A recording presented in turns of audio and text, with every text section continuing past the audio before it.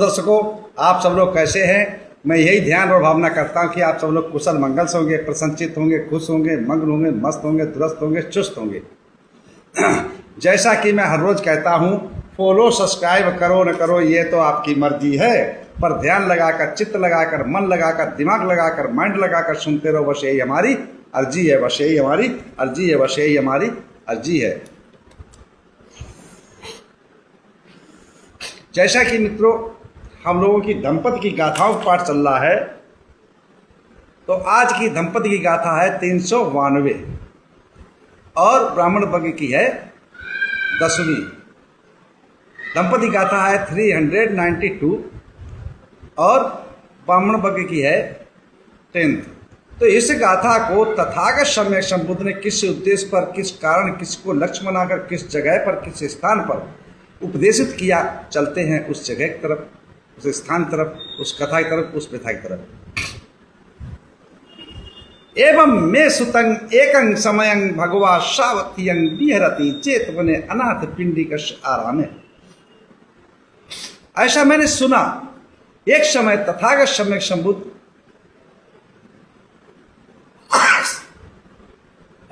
श्रावस्ती के अनाथ पिंडिक द्वारा बनाए हुए जेतवन आराम में विहर रहे थे। उस समय की घटना है, उस समय का वाक्य है कि तथागत सम्यक संबुद्ध के जो दाहिना और बायां अंग समझे जाते थे, दाहिना हाथ समझे जाते थे कौन? सारिपुत्र, और बायां महामोगल्लायन। तो ये पहले जो है महामोगल्लायन और सारिपुत्र जो थे वो उपतिष्ठ नगर के थे और ससब्ज,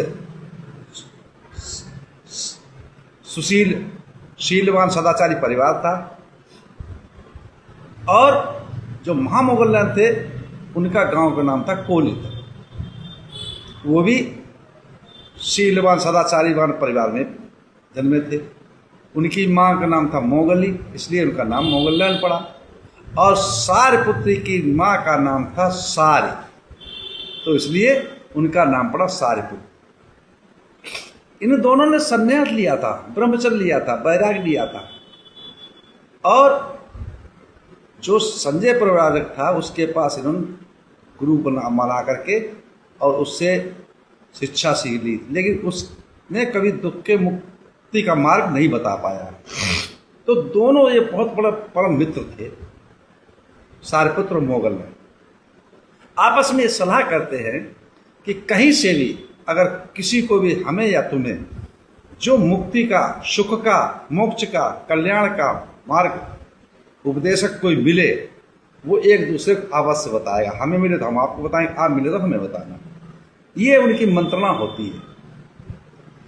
तत्पश्चात एक दिन क्या हुआ कि भगवान बुद्ध की जो सबसे छोटे शिष्य थे, पंचवग्गी जो भिक्खु थे, उनमें सबसे छोटे अश्वजी थे। तो अश्वजी जो थे शांत स्वभाव, भगवान बुद्ध की शिक्षा थी।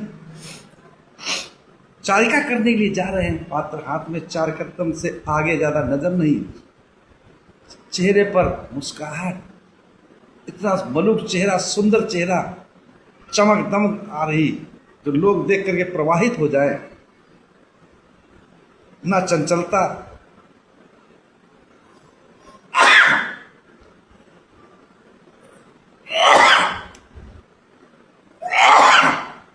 ऐसा देखने पर सारिपुत्र के ने देखा तो सारिपुत्र जो है उनके पीछे पीछे चले गए। भाई इन तो बहुत ही ज्ञानवान, शीलवान, सदाचारी, और इसके चेहरे पर इतना निखार खिला हुआ, और कोई अवाव चवाव नहीं, नया है, ये नवयुवक है। उसके पीछे पीछे जाते और दूर दूर से चलते थे, देखते थे वो चारिका करते, दरवाजे खड़े थे जो देता। लेकिन तो चारिका करने के पश्चात जंगल में जाकर, जहाँ पानी की व्यवस्था होती है, उस जगह पर बैठ कर पेड़ की छाया में उस भोजन प्राप्त करते, सारे को दूर से देखते रहते। और जब वो भोजन प्राप्त कर चुके होते हैं तब वो उनके पास पहुंचते हैं और रिक्वेस्ट करते हैं, विनती करते हैं कि हे श्रवण, आप कौन से धर्म को मानने वाले हो, किसको, आपके गुरु कौन है, आप किसके अनुयायी है। तो अश्व जी कहते हैं मैं जो हूँ शाक्य पुत्री श्रवण गौतम बुद्ध का शिष्य हूँ। तो तुम्हारे गुरु क्या शिक्षा देते, क्या ज्ञान देते, क्या मंत्र दिया आपको। तो उस समय पे सारिपुत्र कहते हैं वो क्या नाम बताया, अश्व जी गाथा बोलते, धम्मा हेतुपभवा तेषं हेतं तथागतो। धम्मा हेतुपभवा तेषं हेतं तथागतो चयो निरोधो एवं वादी महाशमनो। तथागत बुद्ध कि संसार में जो हेतु है, जो कार्य होता है, उसका कोई कारण अवश्य होता है। उस कारण की खोज करते हैं और फिर उसको निवारण कैसे हो सकता है, ये उसका रास्ता बताते हैं। तो एक ही गाथा उन्होंने सुनी, वो शक्रतागामी हो, वो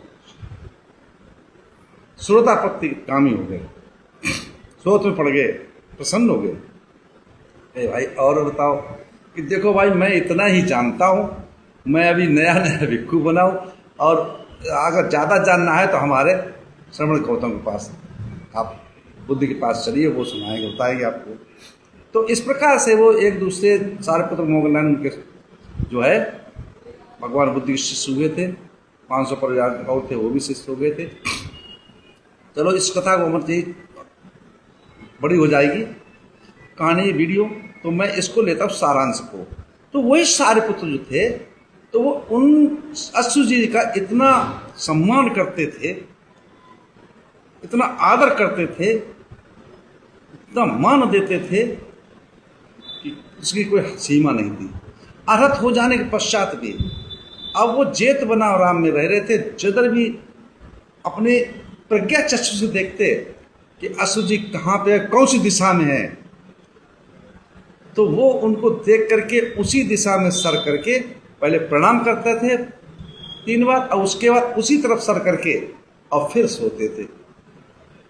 इतना सम्मान देते थे, क्योंकि ऐसा गुरु जो कल्याण का मार्ग के सबसे स्रोत बता दे, हमें मुक्ति का मार्ग बता दे, समझने वाले यही बहुत बड़ी गाथा है कि हेतु हमारे कारण है। जितना संस्कार है वो कारण है इनका जो बनते हैं, और इनका निरोध कैसे हो सकता है, निरावरण कैसे हो सकता है, इसी में पूरा धम समाया हुआ है। तो इस प्रकार से वो रोज डेली का उनका नियम था कि रोज देखते कौन सी दिशा में कहाँ पर है, तो उसी दिशा में प्रणाम करके शाम को फिर आसन पे लेटते थे।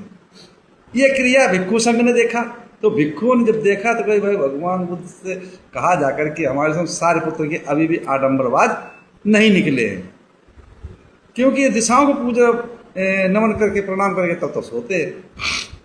ये बात जब तथागत सम्यक संबुद्ध पास पहुंची, तो तथागत सम्यक संबुद्ध ने सारिपुत्र को बुलाया उसी समय भिक्खु संघ के बीच में, पूछा।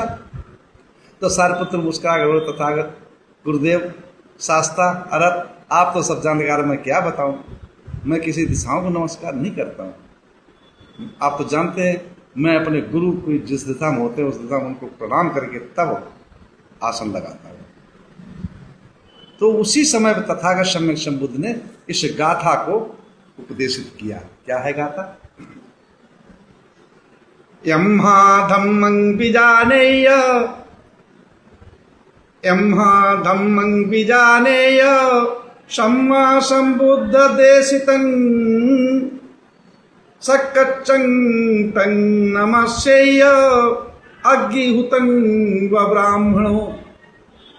अर्थ इसका है कि जिस आचार से सम्यक संबुद्ध द्वारा उपदिष्ट धर्म को, जिस आचार से, जिस गुरु से, जो भगवान बुद्ध सम्यक संबुद्ध के जो उनका उपदेश है, धर्म है, उपदेश किया हुआ धर्म है, बताया हुआ धर्म है, तो उसको जो बताता है भगवान बुद्ध के द्वारा, सम्यक संबुद्ध द्वारा जो उपदिष्ट धर्म है, उसको सुन करके सीख करके जो दूसरे को उसको रास्ता देता है, बताता है, वो आचार्य गुरु कहलाता है। मुक्ति का मार्ग जो बताता है, तो वैसे ऐसे गुरु का सम्मान हमेशा करना चाहिए, उनकी पूजा वंदना करनी चाहिए। जैसे कैसे करनी चाहिए? जैसे अग्निहोत्र होते हैं, जटाधारी थे पहले, तो अग्नि में होम करते थे, बलि देते थे, और वो होम करते थे इसी से कल्याण हो जाएगा। वो नहीं, जैसे वो करते हैं कल्याण के लिए, इसी प्रकार से कि वो अग्नि को कैसे प्रणाम करते, कैसी पूजा करते अग्निहोत्र, तो इसी प्रकार से अग्नि पूजने वाले आज भी बहुत हैं, तो ऐसे ही अपने गुरु का सम्मान करना चाहिए। इसी के साथ मैं अपनी वाणी विराम देता हूँ। आप सब लोगों को मंगल हो, कल्याण हो, सुखी जीवन हो, निरोगी काया हो, दुख दूर हो जाए, सुख से वास करो, हमेशा प्रसन्नचित रहो। आप सब लोग मंगल हो, मंगल हो, मंगल हो।